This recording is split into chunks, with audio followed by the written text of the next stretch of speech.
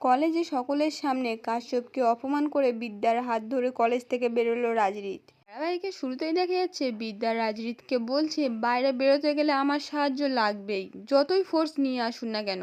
একটু আইন সম্পর্কে আমারও নলেজ আছে। এই বলে তো তোরসা আর পিহুকে নিয়ে ওখান থেকে চলে যায়। তখনই রুষা রাজরিতকে বলছে, কিরে দাদা ভাই, তুই সত্যিই আলাদা হয়ে যাবি? কৃতি তখন বলছে, কি দাদা ভাই বল। সৃঞ্জয় তখন বলছে, বলার কি আছে, বাপ নিশ্চয়ই যার হাতে মার খেয়েছে তার সঙ্গে সংসার করবে না, আর ভালোবাসাও দেখাতে পারবে না। এই বলে তো রাজরিতকে বলছে, রিত এসব বাবলা গাছের চারাকে ঘরে পুষো না। তখনই রাজরিতের ফোনে ফোন আছে। রাজরিত ফোনটা তুলতেই রাজদীপ বলছে, তুমি খেয়ে নাও, আমি তোমার জন্য অপেক্ষা করছি। আমি জানি তোমার বিপদে আছো, আর তোমার গায়ে যদি একটু আঁচল লাগে এই রাজদীপ চ্যাটার্জি সবার থেকে আগে ছুটবে ওখানে। তোমাকে প্রোটেকশন দেবো, দরকার পড়লে আমি তোমার সামনে দাঁড়িয়ে মরতে রাজি আছি, কিন্তু তোমার গায়ে একটা আঁচল লাগতে আমি দেবো না। তুমি আমার ছেলে। এই বলে তো কাঁদতে কাঁদতে বলছে, তুমি খেয়ে নাও রাজদীপ, তুমি খেয়ে নিলে আমি খাবো। আর শোনো, তুমি যখন কলেজ থেকে বার হবে আমি তোমায় বের করে নিয়ে আসবো। রাজদীপ তখন বলছে, তুমি বার করে নিয়ে যাবে?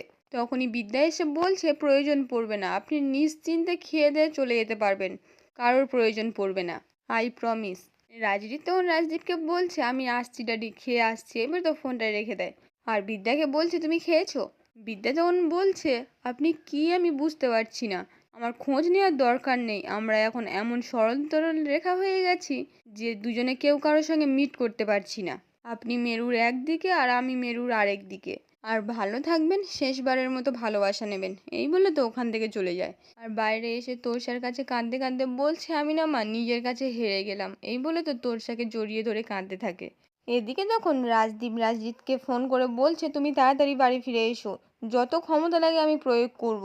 আমার উপর যে শারীরিক নিগ্রহ করা হয়েছে তোমার উপর আমি হতে দেব না। আমি ওই বিদ্যাকে চিনি ভালো করে, ও তোমার সর্বনাশ করবে।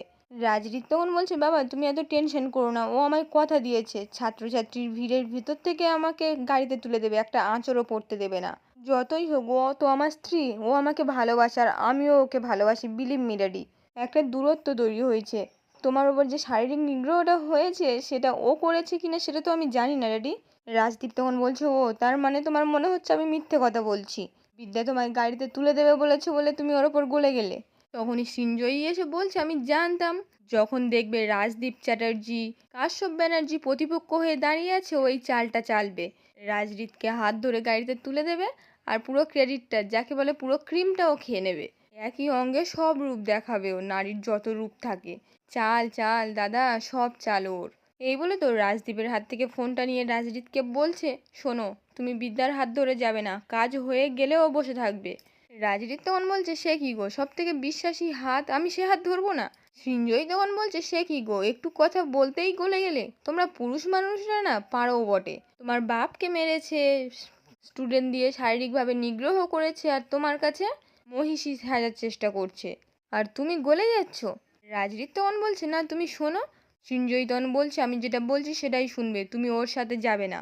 এই বলে তো রাজদীপের হাতে ফোনটা দিয়ে বলছে, দাদা তুমি কথা বলো, ও শুনছে না। রাজদীপ তখন বলছে, তুমি শোনো, সৃঞ্জয় যেটা বলছে সেটা করবে, এই বৃদ্ধ বয়সে আমার আর্জিটুকু অন্তত রাখ, আমার কথাটা রাখিস। এই বলে তো ফোনটা রেখে দেয়। পায়েল তখন সৃঞ্জয়কে বলছে, ও বাড়ি আসবে কি করে, ছাত্ররা যদি ওকে ঘিরে ফেলে? সৃঞ্জয় তখন বলছে, কিচ্ছু হবে না, ও যদি যায় ডালে ডালে, আমি যাই পাতায় পাতায়, এবারে দেখ। এই বলে তো কাশ্যপকে ফোন করে বলছে, আমি সৃঞ্জয়ই বলছি, আমার কথাটা একটু মন দিয়ে শুনুন। এই বলে তো পুরো কথাটা বলে ফোনটা রেখে দেয়। তারপর রাজদীপকে বলছে, আপনি দেখুন, আপনার আর আমার থেকে সব থেকে বড় শত্রু কাশ্যপ ব্যানার্জির, এবারে শুধু দেখতে থাকুন কি হয়। এদিকে যখন বিদ্যা তো রাজদীপকে এসে বলছে, আপনার কাজ হয়ে গেলে আমার সঙ্গে চলুন, গাড়িতে তুলে দিচ্ছি, কথা দিচ্ছি আপনার গায়ে একটু আঁচও লাগবে না।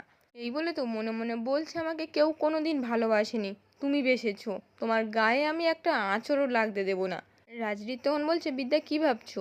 বিদ্যা তখন বলছে, কিছু না, চলো। রাজদীপ তখন বলছে, আমার উঠতে গেলে সাহায্যের প্রয়োজন পড়ে, এতদিন ধরে তুমি আমাকে উঠতে সাহায্য করেছো, আর বাকি ক্রাচগুলো। বিদ্যা তখন ক্রাচ দুটো নিয়ে রাজদীপের হাতে দেয়, তারপর রাজদীপের হাতটা ধরে দাঁড় করিয়ে বলছে, চলুন। রাজদীপ তখন বলছে, সম্বোধন পাল্টে ফেলেছো? বিদ্যা তখন বলছে, সম্পর্কটাই তো বলতে গেছে, আমরা একসাথে অনেকটা পথ চলেছি, কিন্তু আরেক কয়েকটা গজ গেলে তোমার আমার পথ চলা পাল্টে যাবে। চলুন। এই বলে তো রাজরিতকে নিয়ে বাইরে আসে।